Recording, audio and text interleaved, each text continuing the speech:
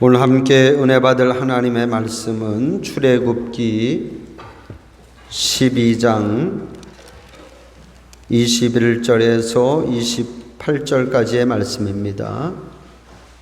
출애굽기 12장 21절에서 28절. 모세가 이스라엘 모든 장로를 불러서 그들에게 이르되 너희는 나가서 너희의 가족대로 어린 양을 택하여 유월절 양으로 잡고 우슬초 묶음을 가져다가 그릇에 담은 피에 적셔서 그 피를 문인방과 좌우 설주에 뿌리고 아침까지 한 사람도 자기 집 문 밖에 나가지 말라.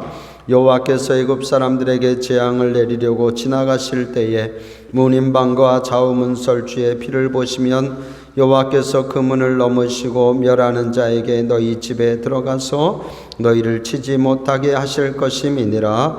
너희는 이 일을 규례로 삼아 너희와 너희 자손이 영원히 지킬 것이니 너희는 여호와께서 허락하신 대로 너희에게 주시는 땅에 이를 때에 이 예식을 지킬 것이라. 이후에 너희의 자녀가 묻기를 이 예식이 무슨 뜻이냐 하거든 너희는 이르기를 이는 여호와의 유월절 제사라. 여호와께서 애굽 사람에게 재앙을 내리실 때에 애굽에 있는 이스라엘 자손의 집을 넘으사 우리의 집을 구원하셨느니라 하라 하매 백성이 머리 숙여 경배하니라. 이스라엘 자손이 물러가서 그대로 행하되 여호와께서 모세와 아론에게 명령하신 대로 행하니라. 아멘.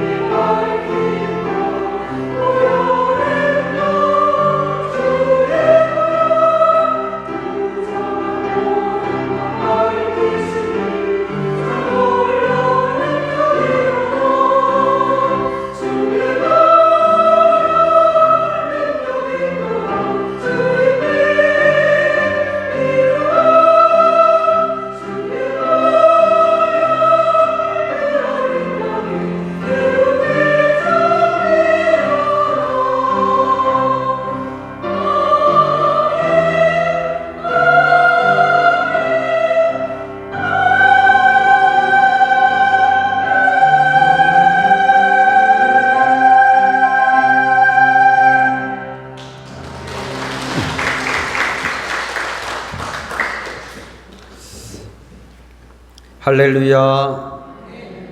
오늘 우리 찬양대에 또 은혜로운 찬양 감사합니다. 오늘 또 오늘 말씀의 제목이 보혈의 공로인데 또 보혈의 찬양을 또 해주셔서 또 감사드립니다.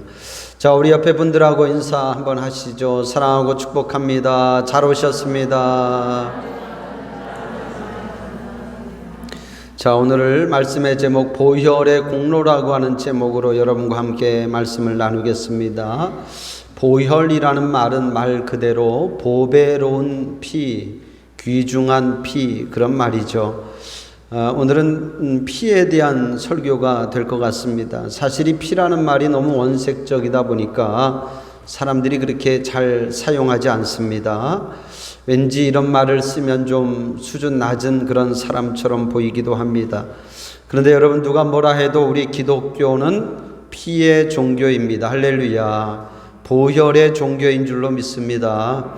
예수님의 그 피가 우리의 죄를 사하고, 할렐루야, 예수님의 피가 우리의 죄를 구원함을 믿습니다. 피 없이는 죄 사함이 없다. 그게 우리 기독교입니다. 여러분, 피는 피입니다. 피를 그 어떤 것으로 대신할 수 있겠습니까, 여러분? 지금도 그렇잖아요. 피는 피로 대신할 수 있지 다른 어떤 것으로 피를 대신할 수가 없습니다. 아무리 의술이 좋아도 피는 오직 피로 대신할 수 있다는 거죠. 그 피를 다른 것으로 말할 수 없다. 저도 한때는 이 복음을 이야기하면서 이런 단어를 쓰는 것에 대해서 굉장히 좀 어색하고 또 주저했던 적도 있었습니다. 근데 목회를 한 해 뒤에 하다 보니까 이제는 이 보혈이라는 말이 참 좋습니다. 이제는 이 말을 다른 걸로 대신하고픈 마음이 없습니다. 괜히 사람들 입맛에 맞는 그런 어떤 다른 말, 다른 단어를 쓰고 싶은 그런 마음이 없습니다. 여러분, 복음의 용어가 좀 원색적이면 어떻습니까? 원색적이어도 우리가 믿음을 분명하게 해서 구원받는 게 중요하지, 괜히 우아하고 또 고상한 용어들 써가면서 구원받지 못한다면 그것은 아무 소용없는 것입니다. 그런 면에서 여러분, 오늘 말씀이 우리의 믿음을 다시 한번 굳건하게 하는 그런 말씀이 되기를 주님의 이름으로 축복합니다. 오늘 말씀은 구약의 유월절과 관련된 말씀입니다. 이 유월절 규례는 이스라엘 백성들이 애굽에서 탈출하는 그 과정에서 생겨난 규례이죠. 그 과정을 우리가 보면 그렇습니다. 먼저 하나님께서 그 일을 위해서 모세를 부르죠. 80세의 나이에 모세를 부릅니다. 모세는 40의 애굽의 궁궐에서 나와서 40년 동안을 미디안 광야에서 살면서 그의 장인의 양을 치는 일을 합니다. 그러다가 80의 호렙산에서 하나님으로부터 너는 이제 애굽으로 가서 애굽의 바로왕 앞에 가서 이 애굽에 있는 이스라엘 백성들을 이끌고 나오라고 하는 그런 명을 받게 됩니다. 처음에 모세는 못한다고 그렇게 거절하죠. 내가 누구이기에 그 일을 할 수 있겠으며 내가 간다고 한들 내 동족이 내 말을 듣겠습니까? 그렇게 해서 거절하죠. 그러나 하나님께서는 그렇게 두려워하는 모세에게 그의 형 아론을 붙여주셨고, 그리고 또 지팡이를 통한 이적을 보여주시면서 그 사명을 시작하도록 용기를 주셨습니다. 이제 모세가 하나님의 명을 받들어 애굽의 바로왕을 만납니다. 그리고는 하나님의 계획을 전합니다. 아니나 다를까 바로가 모세의 얘기를 들어줄 리가 없죠. 오히려 이스라엘 백성들을 더 괴롭게 합니다. 그래서 하나님께서 모세를 통해서 애굽에 재앙을 내리기 시작하죠. 피의 재앙부터 시작해서 개구리, 이, 파리, 가축병, 악성 종기, 우박, 메뚜기, 흑암의 재앙까지 9가지의 재앙을 내리게 되죠. 처음에 아주 완강하게 거부하고 거절했던 바로 왕도 그 9가지의 재앙을 겪으면서 그 완악함이 누그러질 수밖에 없었습니다. 9번째 흑암의 재앙을 경험하고는 바로 왕이 모세에게 그렇게 말해요. 이젠 더 이상 안 되겠다. 네가 네 백성 데리고 나가라. 여기서 빨리 떠나라. 그렇게 말합니다. 나가는데, 그런데 장정들과 어린아이들만 데리고 가라. 가축들은 다 여기에 두고 가라. 이렇게 말하죠. 여러분, 이스라엘 입장에서 가축을 두고 갈 수가 없습니다. 왜냐하면 가축이 당시에 물론 이제 짐을 운반하는 그런 또 유일한 수단이기도 하고, 또 가축은 또 저들의 양식이기도 하고, 근데 더 중요한 이유가 있죠. 그것은 뭡니까? 그 가축이 하나님께 드리는 제물이기 때문에 이스라엘의 입장에서는 가축을 두고 갈 수가 없는 거죠. 그래서 하나님께서 이제 마지막 10번째 재앙, 애굽에 있는 모든 장자를 다 죽이는 장자 죽음의 재앙을 이제 하나님께서 예고하시게 됩니다. 어찌 보면 이 이전까지 9가지의 재앙은 10번째 재앙을 위한 하나의 예고편과도 같았습니다. 그만큼 장자 죽음의 재앙은 무서운 하나님의 심판입니다. 여러분, 장자는 그 가정을 대표하는 자입니까? 그러니까 그 가정에서 다 장자가 죽는다고 하는 것은 이건 끔찍한 정말 일이고 무서운 하나님의 심판이죠. 감사한 것은 하나님께서 이 마지막 재앙을 예고하시면서 이스라엘 백성들에게는 그 재앙을 피할 길을 말씀해 주십니다. 그게 바로 유월절 규례입니다. 출애굽기 12장 1절부터 11절에 보면 하나님이 모세를 불러서 유월절 규례를 너희가 어떻게 준비해야 될지를 말씀해 주셔요. 이제 오늘 읽은 본문의 말씀은 모세가 하나님으로부터 받은 그 유월절 규례의 말씀을 이스라엘의 지도자들인 장로들을 불러다가 그대로 전하는 이야기이죠. 21절에 보니까 모세가 이스라엘 모든 장로를 불러서 그들에게 이르되, 장로들에게 이제 명하는 겁니다. 이렇게 유월절을 우리가 지켜야 되니까 너희가 나가서 모든 백성에게 이렇게 명하라 말하죠. 이제 그 말을 들은 이스라엘의 모든 장로들이 저들이 다 머리 숙여 하나님을 경배하고 그들이 물러가서 그대로 행하였더라, 그렇게 말하고 있습니다. 여러분, 우리는 하나님의 말씀이 얼마나 엄중한가를 우리는 알아야 됩니다. 오늘 하나님이 모세를 통해서 주시는 이 말씀이 하나님이 그냥 한번 해보는 말씀이 아니라는 거예요.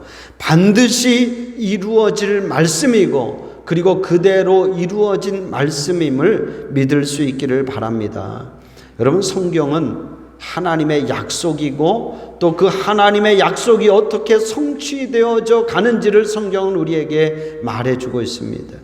여러분, 축복하기는 하나님의 말씀을 여러분 인생에 그저 어떤 인생을 살아가는 어떤 참고사항이나 또는 도움이 되는 교훈 정도로 여러분 여기지 않기를 바랍니다. 하나님의 말씀은 반드시 그대로 이루어질 줄로 믿고 그 말씀을 지켜 행하는 여러분 되기를 주님의 이름으로 축복합니다. 이 유월절 규례도 그래요. 하나님이 말씀하셨고 그대로 시행된 줄로 믿습니다. 여러분, 유월절 규례는 이미 이스라엘의 역사에서 성취된 말씀입니다. 지금도 유대인들은 하나님의 말씀을 따라서 이 유월절 규례를 굉장히 중요하게 저들은 이 유월절을 지키고 있습니다. 물론 우리는 이 유월절을 지킬 필요가 없습니다. 우리에게는 이 유월절이라고 하는 것이 폐하여진 율법입니다. 그러나 여러분, 이 유월절 규례가 오늘 우리와는 관계없는 그런 이 어떤 절기라 할지라도 이 유월절 규례가 우리에게 주는 매우 중요한 영적인 교훈이 있다는 거죠. 그걸 제가 한번 좀 같이 말씀을 통해서 나누고 싶습니다. 첫 번째는 어린 양의 피를 준비하라. 할렐루야.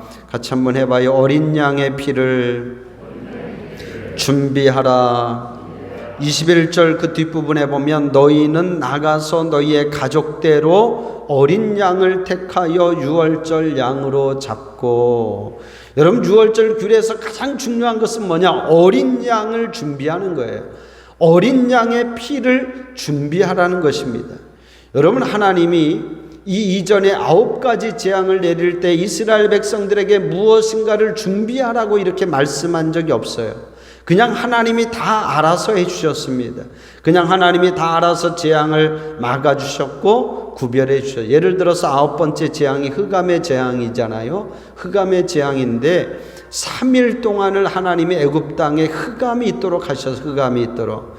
캄캄하게 하셔서 서로 얼굴도 알아볼 수 없고 아무것도 할 수 없게 하셨습니다. 저들은 3일 동안 꼼짝도 하지 못하고 자기 집에 머물러 있어야 했어요. 그게 흑암의 재앙입니다. 그런데 그때 하나님께서 이스라엘 자손들이 거주하는 그 고센 땅에는 빛을 주셨더라. 할렐루야. 그래서 이스라엘 백성들은 아무 불편함이 없이 지낼 수 있었다는 거예요. 이스라엘 백성들이 무엇을 해서가 아니라 하나님이 그냥 다 알아서 구별해 주신 거예요. 그런데 이 마지막 재앙, 장자 죽음의 재앙은 다르다는 것입니다.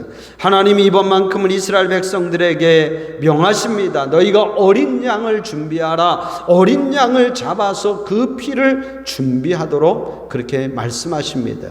하나님이 그 피를 보고 그 장자의 생명을 지켜주시겠다는 거죠. 여러분, 이 어린 양의 피가 바로 흠이 없으신 예수 그리스도의 피, 그 보혈을 예표함을 믿을 수 있기를 바랍니다. 예수 그리스도의 그 피가, 그 보혈이 우리의 죄를 사하고 우리의 생명을 구원해 주신다고 하는 그런 말씀이죠. 서두에도 말씀드렸지만 많은 사람들이 예수 그리스도를 믿으면서도 피라는 말을 좋아하지 않습니다. 피 대신에 다른 고상한 것들을 그 자리에 채웁니다. 윤리나 도덕을 말하죠. 그러나 여러분, 우리 기독교는 단순히 윤리나 도덕의 종교가 아님을 알아야 합니다. 우리 기독교가 윤리나 도덕을 우리에게 말하는 종교가 아니라는 거예요. 피의 종교요, 생명의 종교임을 믿을 수 있기를 바랍니다. 우리가 예수 믿는 것이 단순히 도덕적으로 조금 더 나아지고 윤리적으로 더 나아지고 깨끗해지기 위해서 예수 믿는 게 아니라니까요. 단순히 우리가 마음의 어떤 수양을 위해서, 마음의 평안함을 위해서 예수 믿는 게 아니라는 것입니다. 예수 믿는 이유가 뭐냐? 생명을 위해서, 할렐루야. 살기 위해서 예수 믿는 거예요. 죽지 않기 위해서 예수 믿는 것입니다. 우리는 이 사실을 분명하게 알아야 될 줄로 믿습니다. 여러분, 성경은 우리에게 말하죠. 우리는 다 죄인이고 그 죄의 값이 뭐다? 사망이라고 말합니다. 우리는 다 죄로 인해서 죽을 수밖에 없는 존재라는 거예요. 여러분, 그렇잖아요. 죄로 인해서 죽을 수밖에 없는 죄인들인데, 그런 존재들인데, 그런 존재들이 도덕적으로 좀 더 깨끗한 게 무슨 의미가 있습니까, 여러분? 윤리적으로 좀 더 나아지는 게 무슨 의미가 있겠습니까? 마음의 평안함을 얻는 게 무슨 의미가 있겠냐 말이에요. 그거는 다 살고 나서 생각할 일들이에요. 살고 나서 그런 우리가 생각해 볼 일들이라는 거죠. 지금 우리에게 필요한 것은 뭐냐? 죄인에게 필요한 것은 뭐냐? 죽지 않고 사는 것입니다. 할렐루야. 죽지 않고 사는 게 필요한 거예요. 죄를 용서함 받는 것이고 누군가가 내 죄를 대신 대속해 주는 것이 우리에게 필요하다는 거죠. 그게 바로 어린 양의 피이고 예수의 피인 줄로 믿습니다. 여러분 보십시오. 지금 이스라엘 백성들이 구원받는 게 저들이 애굽 사람보다 뭘 좀 잘해서 나아서 구원받는 게 아니에요. 저들이 뭐 깨끗하기 때문에, 의롭기 때문에 하나님이 저들을 살려주는 게 아닙니다. 저들도 애굽 사람들과 다를 바 없어요. 그러나 하나님이 저들을 구원하는 게 뭡니까? 전적인 어린 양의 피로서, 할렐루야. 그 어린 양의 피로서 저들을 하나님이 구원해 주고 있다는 거죠. 우리가 예수 믿으면서도 이 부분이 해결이 안 되는 분들이 참 많습니다, 여러분. 사람들은 우리 보고 그렇게 말해요. 예수 믿는 사람이 어떻게 그럴 수 있냐고 그렇게 말하죠. 예수 믿는 사람이 어떻게 세상 사람보다 더하다고 그렇게 말합니다. 예, 실제로 더합니다, 여러분. 믿지 않는 사람보다 더한 사람 참 많습니다. 더 불의하고 더 추하고 더 거짓말하고 더 못된 사람 분명히 있습니다.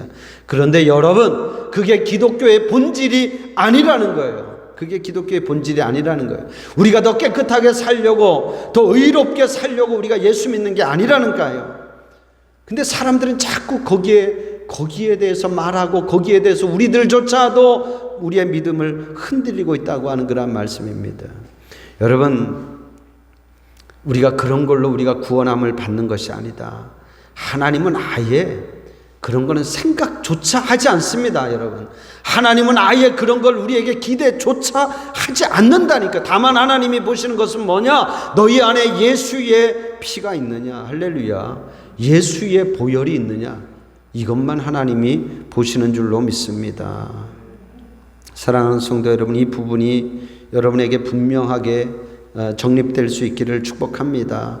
사람들은 다 비슷비슷합니다. 여러분, 누가 더 잘났느니 누가 더 나으니 우리는 그렇게 따지지만 하나님 볼 때는 다 똑같습니다.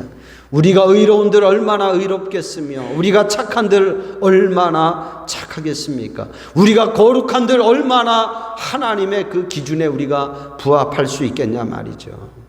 제가 살면서 느끼는 것은 뭐냐면, 아마 여러분도 다 생각하겠지만 사람은 잘 변하지 않는다는 거예요. 잘 변하지 않는다. 잘 바뀌지 않는다는 거예요. 제가 그걸 몰라서 목회 초기에는 참 애를 많이 먹었어요. 그래도 어떻게 하면 내가 성도를 변화시킬 수 있을까? 그렇게 깊이 생각하고 했는데 그게 잘 되겠습니까, 여러분? 내 스스로 변화도 잘 안 되는데 누가 누구를 변화시킬 수 있겠냐 말이죠. 여담이지만 제가 그걸 깨닫고 나서 이제는 제가 다른 걸 별로 잘 하지 않습니다. 뭐 잘 할 능력도 없고 잘 하지 않으려고 합니다. 어떤 목사님들은 교인들을 붙들고 무슨 공부를 그렇게 많이 하는 목사님들도 있어요. 성경 공부 많이 하고 또 제자와 훈련, 무슨 양육 훈련, 뭐 가르치는 걸 너무 좋아해. 공부 많이 시키는 목사님들이 있어요. 제 친구들 가운데도 그런 친구들이 있어요. 근데 여러분이 그렇게 배우고 그렇게 교육받는다고 여러분이 변할까요, 여러분? 여러분, 제가 엄청나게 뭔가를 잘 준비해서 여러분에게 가르친다고 여러분이 변할까요, 여러분? 변화는 하나님이 시키시는 것이지 사람이 가르친다고 변화되지 않습니다. 공부한다고 변화되지 않아요. 물론 학습이나 어떤 배움의 능력을 제가 부정하는 것은 아닙니다. 그러나 그걸로는 안 된다는 거예요. 그것만 가지고는 안 된다는 거예요. 여러분, 말씀보다 더 중요한 것은 기도하는 일인 줄로 믿습니다. 할렐루야. 제가 목회를 해보니까요, 제가 올해 23년째 목회를 하는데 23년, 24년째 목회를 하는데 제가 그래도 목회를 해보니까 그래도 기도하는 사람이 나아요. 여러분, 나합니다. 기도하는 사람이 나아요. 그래도 기도하는 사람은 변하더라고요. 그래도 기도하는 사람이 하나님의 뜻을 알고 기도하는 사람이 하나님을 기쁘시게 하는 줄로 믿습니다. 제가 목회하면서 터득한 진리예요. 여러분, 그렇습니다. 사람은 스스로 변화할 능력이 없다는 것, 스스로 구원할 능력이 없다는 것, 하나님은 일찍이 그걸 너무 정확하게 아셨어요. 그래서 하나님이 이스라엘 백성들에게 뭔가를 기대하지 않고 너희들은 그저 어린 양의 피를 준비해라. 어린 양의 피를 준비해라. 그걸 보고 내가 너희의 생명을 구원하리라. 할렐루야. 여러분, 오늘 말씀에 하나님이 이스라엘 백성들을 어떻게 구원하는지를 잘 보여주고 있는데, 자, 23절의 말씀 같이 읽어봐요. 23절 같이 읽습니다. 시작. 여호와께서 애굽 사람들에게 재앙을 내리려고 지나가실 때에 문인방과 좌우 문설주의 피를 보시면, 뭘 보시면? 피를 보시면 여호와께서 그 문을 넘으시고 멸하는 자에게 너희 집에 들어가서 너희를 치지 못하게 하실 것임이니라. 할렐루야. 여호와께서 뭘 보시고? 어린 양의 피를 보시고 그 문을 어떻게 한다? 그 문을 넘어가신다. 넘어간다. 이게 유월이라는 말이잖아요. 한자로 유월, 넘어간다는 말입니다. 히브리어로 페사흐, 영어로 패스오버, 넘어간다, 뛰어넘는다, 이런 말이죠. 그러니까 하나님이 각 가정의 문인방과 좌우 문설주에 어린 양의 피가 뿌려져 있는 것을 보면 그 집을 넘어간다, 넘어가셨다고 하는 그런 말씀이에요. 네, 여러분, 이 넘어갔다고 하는 말을 우리가 분명히 알 필요가 있습니다. 이거는 단순히 하나님이 뛰어넘는다, 건너뛴다 이런 말이 아니라 하나님이 간과하셨다는 말이에요. 하나님이 간과하셨다. 한번 따라해 보세요. 하나님이 간과하셨다. 여러분, 간과하셨다는 말이 뭐예요, 여러분? 하나님이 못 본 척하고 지나가셨다는, 못 본 척 했다는 말이에요.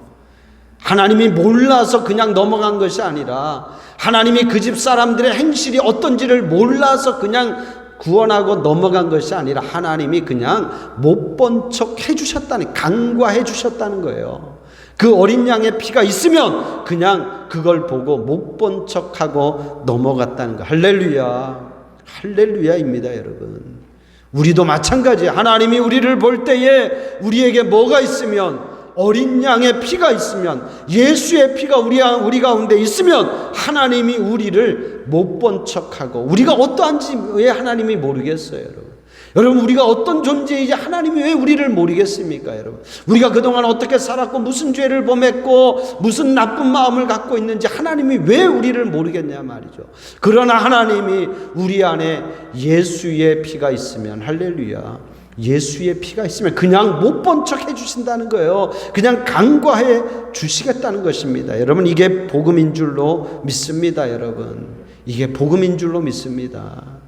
세상은 우리를 향해서 누가 더 착하냐, 누가 더 깨끗하냐를 말하지만 하나님이 보시는 것은 예수 그리스도의 그 피, 그 보혈을 보시는 줄로 믿습니다. 여러분, 사람 보면서 실족하지 마십시오. 여러분, 사람은 다 거기서 거기입니다. 여러분, 사람 때문에 여러분들의 믿음이 떨어지지 않기를 주님의 이름으로 축복합니다. 여러분들이 신앙생활하는 것도 마찬가지예요. 우리가 교회에 와서 물론 성도의 교제를 나누지만 여러분, 그게 우리의 전부가 되면 안 돼요, 여러분. 그러다 보면 언젠가는 우리는 사람 때문에 실망하고 넘어질 수밖에 없어요. 여러분, 우리가 교회에 와서 하나님을 만나야 되고 하나님이 주시는 위로를 받아야 되고 예수의 피, 그 보혈의 공로를 우리가 경험하고 느끼고 체험하고 돌아가야 될 줄로 믿습니다. 여러분, 꼭 기억하십시오. 내가 구원받는 것은 뭐다? 전적인 어린 양 예수의 피의 공로다. 할렐루야. 우리가 다른 걸 여러분 준비하려고 하지 마십시오. 예수 그리스도의 그 보혈을 준비하십시오, 여러분. 예수 그리스도의 그 피를 여러분들이 준비할 수 있기를 주님의 이름으로 축복합니다. 다시 한번 같이 해봐요. 어린 양의 피를 준비합시다. 할렐루야. 두 번째, 자, 오늘 말씀해 보면 두 번째 우리가 생각해야 될 것이 있습니다. 한 사람도 자기 집문 밖으로 나가지 말라고 그렇게 말씀하고 있어요. 22절의 말씀인데 22절 우리 같이 읽어봐요. 시작. 우슬초 묶음을 가져다가 그릇에 담은 피를 비에 적셔서 그 피를 문 임방과 좌우 설주에 뿌리고 아침까지 한 사람도 자기 집문 밖에 나가지 말라. 할렐루야. 한 사람도 자기 집문 밖에 나가지 말라. 여러분, 이 말씀이 중요하죠. 왜 중요합니까, 여러분? 집문 밖에 나가면 어떻게 된다는 거예요? 집문 밖에 나가면 어떻게 된다? 죽는다는 거죠. 집 안에 있어야 산다는 거예요. 할렐루야. 집 안에 있어야 산다. 물론 하나님이 그 임방과 문 설주에 어린 양의 피가 있는가를 보시지만, 그러나 또 하나님이 분명하게 말씀하는 게 있어요. 한 사람도 그 아침까지, 재앙이 끝날 때까지 집 문 밖에 나가지 말라는 것입니다. 문 안에 있어야 생명을 보존할 수 있다는 거죠. 저는 이 말씀을 그렇게 이해합니다. 여러분, 우리는 다 예수 그리스도의 보혈로 죄 사함 받고 구원함을 받은 자들입니다. 할렐루야. 여러분, 여기에서 흔들리지 마십시오. 여러분은 다 예수 그리스도를 믿고 주님의 보혈로 여러분의 죄가 다 사함 받은 자들이에요. 우리는 다 이미 구원받은 자들입니다. 이거는 분명하죠. 그러면 우리가 아무 곳에나 가도 되느냐? 우리가 아무 곳에나 있어도 되느냐? 그게 아니라는 거예요, 여러분. 죄 사함 받은 자가 있어야 될 자리가 있는 줄로 믿습니다. 성도가 구원받았다고 해서 아무 곳에나 가도 되느냐? 그게 아니라는 거예요. 구원받은 성도가 있어야 될 자리, 머물러야 될 자리가 있는 줄로 믿습니다. 여러분, 구원은 뭐냐? 자리를 구별하는 것에서 시작되고, 구원의 완성도 자리를 구별하는 것에서 구원의 완성이 시작되는 줄로 믿습니다. 100번을 강조해도 지나치지 않은 말이에요, 여러분. 여러분, 자리는 너무나 중요합니다. 나는 어느 곳에 있어도 나는 상관없어. 내 믿음 나는 내 지킬 수 있어. 아무 소용없어요. 그런 말 100번 한들 1000번 한들 아무 소용없습니다. 여러분의 자리가 여러분을 지켜주는 거예요. 할렐루야. 여러분의 지금의 그 자리가 여러분의 믿음을 지켜주는 줄로 믿습니다. 제가 목사로서 이 코로나 이 바이러스를 보면서 참 안타까운 것은 그래요. 우리 성도들이 교회를 나오지 못하잖아요. 교회를. 참 안타깝습니다, 여러분. 정말 장소가 너무나 중요한데 이 교회를 나오지 못하는 것이 참 너무 안타까워요. 사람들은 그렇게 말하죠. 꼭 뭐 예배를 교회에서 드려야 되느냐, 집에서도 드릴 수 있고 영상으로도 얼마든지 드릴 수 있다, 이렇게 말하죠. 그런데 그거는 기독교를 몰라서 하는 이야기예요, 여러분. 여러분, 우리가 아무 데서나 예배할 수 있을 것 같으면 왜 이런 성전을 하나님이 만들라고 하셨겠어요? 그게 안 되거든요. 아무 데서나 예배가 안 됩니다, 여러분. 여러분, 그렇죠. 학생들이 어디 가야 공부가 되죠? 학생들이 어디 가야? 학교 가야 공부가 되는 거예요. 성도들은 교회 와야 신앙생활이 되는 줄로 믿습니다. 여러분, 우리 자녀들이 지금 학교를 못 가고 있어요. 또 이게 가려고 했다 또 늦춰져가지고 못 가고 있잖아요. 그러니까 자녀들이 학교 못 가니까 이제 정부에서는 집에서 공부를 할 수 있도록 온라인으로 이렇게 수업을 하게 합니다. 네, 여러분, 그게 학교를 못 가니까 그렇게 하지 집에서 온라인으로 그게 무슨 공부가 되겠습니까, 여러분? 정말 아주 100명 중에 한두 명은 될지 모르겠어요. 그런데 집에서 공부하는 것과 학교에서 공부하는 것이 절대로 같을 수가 없다. 그리고 또 중요한 게 있어요, 여러분. 단순히 아이들이 학교에 가야 되는 이유가 공부 때문에 가는 게 아니잖아요. 아이들은 학교에 가야 거기에서 사회를 배우는 거예요. 아이들이 학교에 가야 거기에서 어떤 관계를 배우는 것이고 사회생활을 배우는 것이고 그리고 그곳에서 인생을 배우는 거예요. 여러분, 마찬가지입니다. 교회가 그런 거예요. 여러분, 왜 우리가 교회 와야 합니까? 이곳에 와야 우리가 예배가 되고, 할렐루야, 이곳에 와야 우리가 신앙생활을 배울 수 있기 때문인 거예요, 여러분. 여러분, 신앙생활이 그냥 예배 드리는 것만 신앙생활이 아니잖아요. 신앙생활은 봉사해도 해야 되고 또 성도의 어떤 교제도 나눠야 되고 이게 신앙생활이에요. 근데 그건 교회 와야 되는 것입니다. 집에서 내가 혼자 예배 드린다고 되는 게 아니라고 하는 그런 말씀이에요. 참 이게 앞으로 참 우리에게 큰 숙제가 아닐 수 없습니다. 이제 앞으로도 이런 일들이 또 앞으로도 분명 있을 거라고 그렇게 지금 말을 하는데 참 어떻게 해야 될까? 당장에 또 조금 이렇게 지금 또 잠잠하다가 조금 더 생기는 것 같으니까 당장 또 못 오시는 분들이 있잖아요. 당장 아직은 안 돼, 못 가, 더 있다가 이렇게 말하잖아요. 벌써 믿지 않는 식구들은 걱정하고 그렇게 나가지 말라고 합니다. 세상은 우리를 향해서 모이는 걸 중단하라고 하죠. 참 우리가 이게 깊이 고민할 수밖에 없는 그런 문제예요. 과연 우리의 신앙을 어떻게 지킬 수 있을까? 이런 일들을 겪으면서 그나마 그래도 이제 많은 교회에서 또 고민하고 생각하다가 이제 드라이브 인 워십 이런 것들을 이제 또 하고 있잖아요. 한 번도 해보지 않은 일들인데 그게 뭡니까? 성도들이 일단 차가 있는 분들은 차를 가지고 교회를 오는 거예요. 그러니까 오는 게 중요해. 이렇게 와서 예를 들어 우리 교회 같은 경우는 주차장이 넓잖아요. 그러니까 이제 주차장에 자기 차에서 내리지 않고 차 안에 있는 거죠. 그럼 우리는 이제 여기서 예배드리면 이 영상을 이제 지금은 우리가 실시간을 안 하지만 실시간 하는 거 어렵지 않습니다. 그러니까 얼마든지 그런 사람이 있으면, 그렇게 하겠다는 사람이 있으면 우리가 실시간 이거 영상 보낼 수 있어요. 그러니까 실시간으로 이 영상을 보내는 거예요. 그럼 차 안에서 우리 예배 영상을 다 참여하는 거죠. 그렇게라도 하는 겁니다. 그렇게라도. 그러니까 앞으로는 그렇게 갈 수도 있을 것 같아요. 그렇게 갈 수도.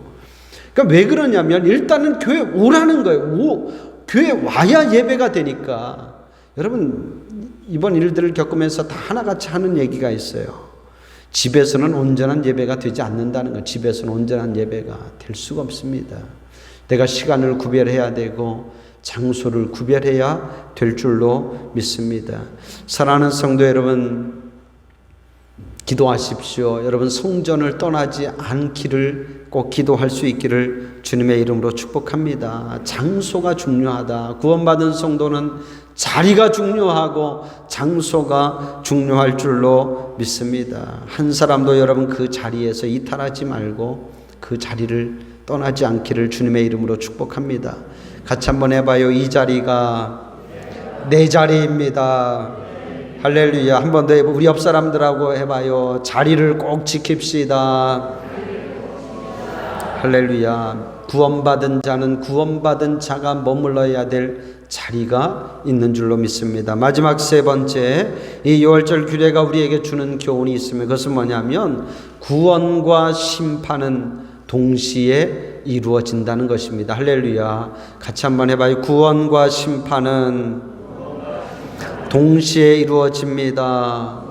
여기 30절 말씀해 보면 그 밤에 바로와 그 모든 신하와 모든 애굽 사람이 일어나고 애굽에 큰 부르짖음이 있었으니 이는 그 나라의 죽임을 당하지 아니한 집이 하나도 없었음이었더라. 할렐루야. 무슨 얘기입니까? 그 밤이 누군가에게는 구원의 밤이었지만 그 밤이 누군가에게는 죽음의 밤이었다는 거예요. 그 밤이 누군가에게는 구원받은 것에 대해서 감사하고 찬양하는 찬양의 소리가 넘치는 밤이었지만 한쪽에서는 죽음으로 인해서 슬퍼하며 곡하는 소리가 있는 그런 밤이었다는 거죠. 여러분, 이게 따로따로 일어난 일이 아니라 그날 한시에 일어난 일인 줄로 믿습니다. 하나님의 심판은 그렇습니다. 하나님의 재앙은 그렇습니다. 그게 누군가에게는 구원의 기회가 되기도 하고 누군가에게는 심판의 시간이 된다고 하는 걸 우리는 분명히 알아야 됩니다. 여러분, 요한계시록에 보면 마지막 때에 이 땅에 일어날 일들이 소개가 되고 있죠. 예수 그리스도께서 천사장의 소리와 하나님의 나팔 소리로 이 땅에 강림하실 때에 믿는 자들이 가는 길이 있고 불신자들이 가는 길이 있다고 분명히 말씀하고 있어요. 믿는 자들이 가는 길이 뭡니까? 이미 죽은 자들은 다시 신령한 몸으로 부활해서 그때까지 살아서 믿음을 지킨 자들과 함께 하늘로 공중으로 들림받게 되죠. 그리고 공중에서 주님과 함께 천년왕국을 누리고 그리고 그 천년왕국이 지나면 영원한 하나님의 나라 새하늘 새 땅에 영원히 하나님과 함께 사는, 그게 믿는 자들의 가는 길이에요. 그러나 불신자들이 가는 길이 있습니다. 그들은 뭡니까? 이 땅에 남아서 하나님이 마지막 예비한 7 대접 재앙을 그들은 고스란히 받을 수밖에 없어요. 그리고 믿는 자들이 천년왕국 새하늘 새 땅에서 영원히 살게 될 때 그들은 영원히 꺼지지 않는 유황불에 빠져서 죽지도 않고 고통을 받게 되는 것. 그게 불신자들이 가는 길이다. 여러분, 이게 따로따로 일어나는 일이 아니라 동시에 일어나는 일이라는 거죠. 여러분, 예수님이 이 부분도 분명히 말씀하셨어요. 두 사람이 한 침상에서 자다가, 두 사람이 한 침상에서 자는 건 뭐예요? 부부가 한 침상에서 자다 한 사람은 들림받고 한 사람은 땅에 남을 것이고, 시어머니와 며느리가 맷돌을 갈다가 한 사람은 들림받고 한 사람은 남을 것이고, 두 친구가 길을 가다가 한 사람은 공중으로 들림받고 한 사람은 땅에 남게 될 것이다. 이렇게 말씀하고 있습니다. 하나님의 재앙이 누군가에게는 심판이지만 누군가에게는 구원이고 누군가에게는 심판이라고 하는 것을 분명히 알아야 됩니다. 그 밤에 하나님의 말씀에 순종해서 어린 양의 피를 준비한 자들에게는 그 밤이 생명과 구원의 밤이었지만 그 하나님의 말씀을 무시하고 자기의 생각대로 자기의 의대로 산 자들에게는 그 밤이 죽음이고 하나님의 심판의 날이 된 줄로 믿습니다. 사랑하는 성도 여러분,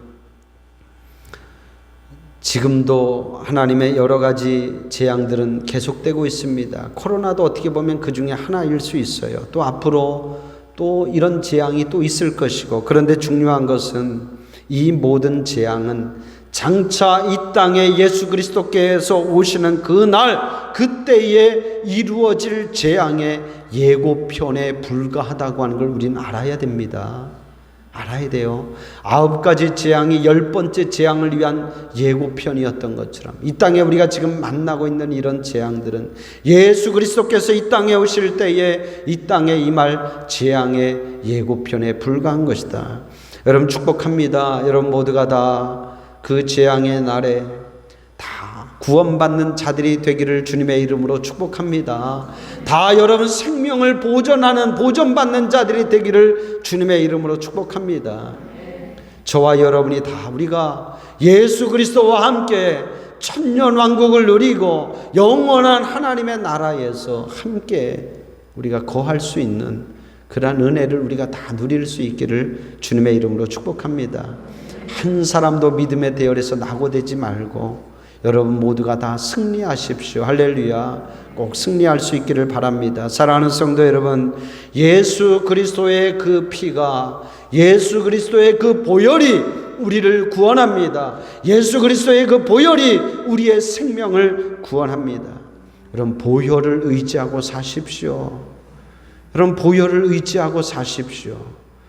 다른 것 여러분 준비하려고 하지 말고 예수 그리스도의 보혈을 여러분 안에 채우고 예수 그리스도의 보혈로 승리하며 사는 저와 여러분 되기를 주님의 이름으로 간절히 축복합니다. 기도하겠습니다. 하나님 은혜를 감사합니다.